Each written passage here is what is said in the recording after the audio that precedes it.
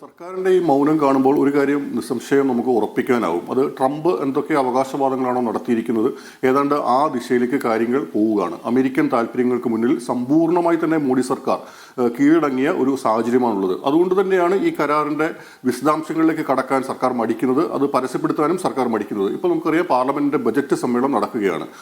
പാർലമെന്റിൽ ഇതിനോടകം തന്നെ പ്രതിപക്ഷ പാർട്ടികൾ കൂട്ടായി ആവശ്യപ്പെട്ട് കഴിഞ്ഞു, ഈ കരാറിന്റെ വിശദാംശങ്ങൾ പുറത്തുവിടണം, അത് പാർലമെന്റിന്റെ മേശപ്പുറത്ത് വെക്കണം. സർക്കാർ അതിനോട് പ്രതികരിക്കാൻ ഇനിയും തയ്യാറായിട്ടില്ല. കാരണം ഈ പാർലമെന്റ് സമ്മേളനം നടക്കുമ്പോൾ കരാറിന്റെ വിശദാംശങ്ങൾ പുറത്തുവിട്ടാൽ അത് ഇന്ത്യയിലെ കാർഷിക മേഖലയ്ക്ക്, മറ്റ് മേഖലകൾക്കൊക്കെ തന്നെ വലിയ തിരിച്ചടിയായി മാറുമെന്ന യാഥാർത്ഥ്യം പൊതുജന സമക്ഷത്തിലേക്ക് എത്തുമ്പോൾ അത് പ്രതിപക്ഷ പാർട്ടികൾ വലിയൊരു ആയുധമാക്കുമെന്നും അത് വലിയ രാഷ്ട്രീയ തിരിച്ചടിയായി മാറുമെന്നുമുള്ള ബോധ്യം സർക്കാരിനുണ്ട്. അതുകൊണ്ട് തന്നെയാണ് അവർ ഇപ്പോൾ നിശബ്ദത പാലിക്കുന്നത്. അത് പരമാവധി ഇത് നീട്ടിക്കൊണ്ടുപോകുക. കാരണം ഈ പാർലമെന്റ് സെഷന്റെ ആദ്യഘട്ടം ഈ 13-ന് അവസാനിക്കും. എന്തായാലും ആ 13-ാം തീയതി വരെ ഈ കരാറിന്റെ കാര്യത്തിൽ ഒരു പ്രഖ്യാപനവും സർക്കാരിന്റെ ഭാഗത്തുനിന്ന് വരാൻ ഇടയില്ല എന്ന് തന്നെയാണ് നമുക്ക് ലഭിക്കുന്ന വിവരങ്ങൾ. വാണിജ്യ മന്ത്രാലയ വൃത്തങ്ങൾ തന്നെ പറഞ്ഞ്, ഞങ്ങൾ അത് അടുത്ത ആഴ്ച ഈ കരാറിന്റെ കാര്യങ്ങൾ പുറത്ത് വിട്ടേക്കും എന്ന രീതിയിലാണ്. അതിലൊന്നും ഒരു ഉറപ്പ് പറയാൻ അവർക്ക് ആവുന്നില്ല. അപ്പോൾ പരമാവധി ഇത് ഒരു രഹസ്യമാക്കി വെച്ചുകൊണ്ട് മുന്നോട്ട് പോവുക. പാർലമെന്റ് ബജറ്റ് സമ്മേളനത്തിന്റെ ആദ്യഘട്ടം കഴിയുന്നതുവരെയെങ്കിലും പിടിച്ചു നിൽക്കാൻ ശ്രമിക്കുക.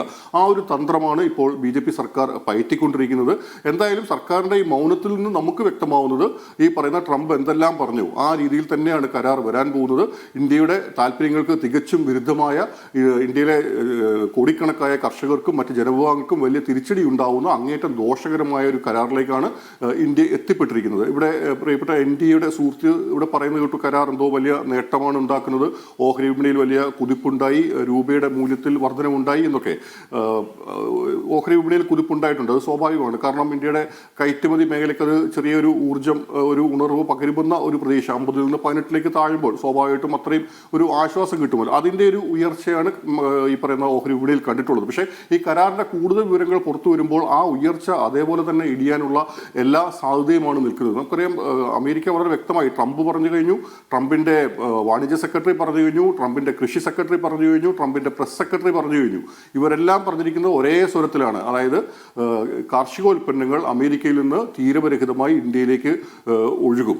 ഇന്ത്യ അടുത്ത 5 വർഷക്കാലങ്ങളിലേക്ക് 500 ശതകോടി അമേരിക്കൻ ഡോളറിന്റെ ഉൽപ്പന്നങ്ങൾ വാങ്ങാമെന്ന ഉറപ്പ് നൽകി കഴിഞ്ഞു. അതായത് അടുത്ത 5 വർഷക്കാലത്തേക്ക് ഓരോ വർഷവും പ്രതിവർഷം 10,000 കോടി US$ന്റെ ഉൽപ്പന്നങ്ങൾ വാങ്ങാമെന്ന ഉറപ്പ് ഇന്ത്യ നൽകി എന്നാണ് അമേരിക്കൻ ഭരണ നേതൃത്വം എല്ലാവരും തന്നെ ഒരേ സ്വരത്തിൽ, ഒരേ ശബ്ദത്തിൽ പറയുന്നത്.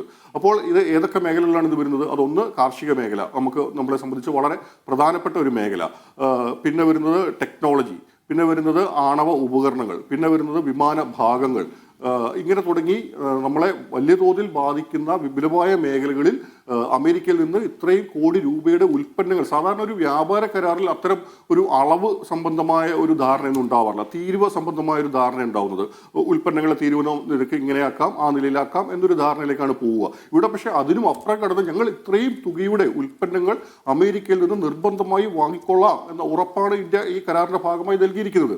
ആ കരാർ ഒപ്പിട്ട് കഴിഞ്ഞാൽ അത് പാലിക്കാൻ ഇന്ത്യ ബാധ്യസ്ഥരായിരിക്കും. ഇവിടെ എനിക്ക് മുമ്പ് സംസാരിച്ച സുഹൃത്ത് പറഞ്ഞു, ഇന്ത്യയും അമേരിക്കയുമായുള്ള വ്യാപാരത്തിൽ ഇന്ത്യക്കാണ് ഇപ്പോൾ മേൽക്കൈ. ഇന്ത്യക്ക് വ്യാപാര മിച്ചമുള്ള ചുരുക്കം രാജ്യങ്ങളിൽ ഒന്നാണ് അമേരിക്ക. ഇപ്പോൾ പ്രതിവർഷം ഏതാണ്ട് 3.5 ലക്ഷം കോടി രൂപയുടെ ഒരു വ്യാപാര മിച്ചമാണ് അമേരിക്കയുമായുള്ള കച്ചവടത്തിൽ ഇന്ത്യക്കുള്ളത്. പക്ഷേ നമ്മൾ 10,000 കോടി അമേരിക്കൻ ഡോളർ, അതായത് ഏതാണ്ട് 10 ലക്ഷം കോടി രൂപയുടെ അമേരിക്കൻ ഉൽപ്പന്നങ്ങൾ പ്രതിവർഷം വാങ്ങാമെന്ന ഒരു ഉറപ്പ് രേഖാമൂലം നൽകി കഴിയുമ്പോൾ നിശ്ചയമായും ഈ വ്യാപാര മിച്ചം കൂടി നമുക്ക് ഇല്ലാതാവും. നിലവിൽ തന്നെ ഇന്ത്യ കയറ്റിറക്കുമതിയുടെ കാര്യത്തിൽ നഷ്ടം നേരിടുന്ന ഒരു രാജ്യമാണ്. ആ നഷ്ടം കൂടുതൽ വിപുലമാകുന്ന ഒരു സാഹചര്യമാണ് ഈ കരാറിലൂടെ ഉരുത്തിരിയുന്നത്. അതുകൊണ്ട് തന്നെ ആ ഭാഗം വിശദീകരിക്കാൻ സർക്കാർ കുറച്ച് പ്രയാസപ്പെടുമെന്നാണ് പ്രശാന്ത് ചൂണ്ടിക്കാണിക്കുന്ന കാര്യം.